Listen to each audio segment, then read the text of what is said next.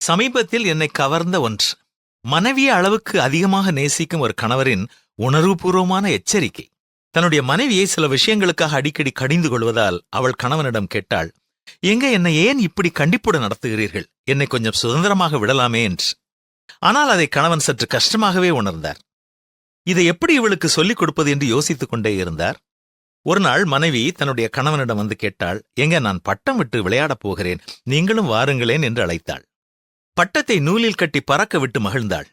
அப்படி மகிழ்ந்திருக்கும் வேளையில் கணவன் கேட்டார், பட்டம் மேலே பறக்க பறக்க எவ்வளவு அழகாக இருக்கிறது.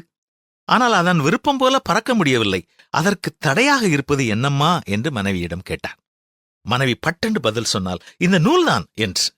அப்படியா என்று கேட்டுவிட்டு அந்த நூலை அப்படியே அறுத்து விட்டார் கணவர். பட்டமும் தன்னுடைய இஷ்டப்படி பறந்தது. ஆனால் சற்று நேரத்தில் கிழிந்த காகிதமாய் கீழே விழுந்தது.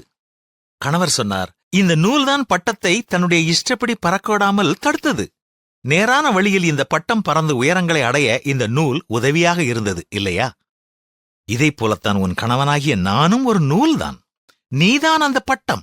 நீ என்னுடைய பேச்சைக் கேட்டு அதன்படி நடப்பாயெனில் என் பாதுகாவலுடன் உயரப் பறக்கலாம். உன் இஷ்டப்படி வாழ நினைத்தால் அந்த பட்டம் கிழிந்து காகிதம் ஆனது போல உன் வாழ்க்கையும் சீரழிந்துவிடும். இப்போது புரிந்திருப்பாய் ஏன் உன்னை கண்டித்தேன் என்பதை. நூலாகி என்னை அறுத்து விடாதே என்று சொல்லும்போதே மனைவி தன் கணவனை கட்டி அணைத்துக் கொண்டாள். ஆம் அன்பான மனைவிகளே, உங்களுக்கு இனிமையாய் தோன்றுகின்ற வழிகள் ஏராளம் இருக்கலாம். ஆனால் அவற்றின் முடிவு பயங்கரமானது.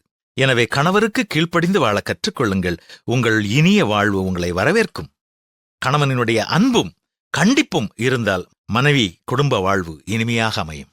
சபையானது கிறிஸ்துவுக்கு கீழ்ப்படுகிறது போல மனைவிகளும் தங்கள் சொந்த புருஷர்களுக்கு கீழ்ப்படிந்திருக்க வேண்டும் என்பதுதானே வேதம் நமக்கு கற்றுத்தரும் பாடம்.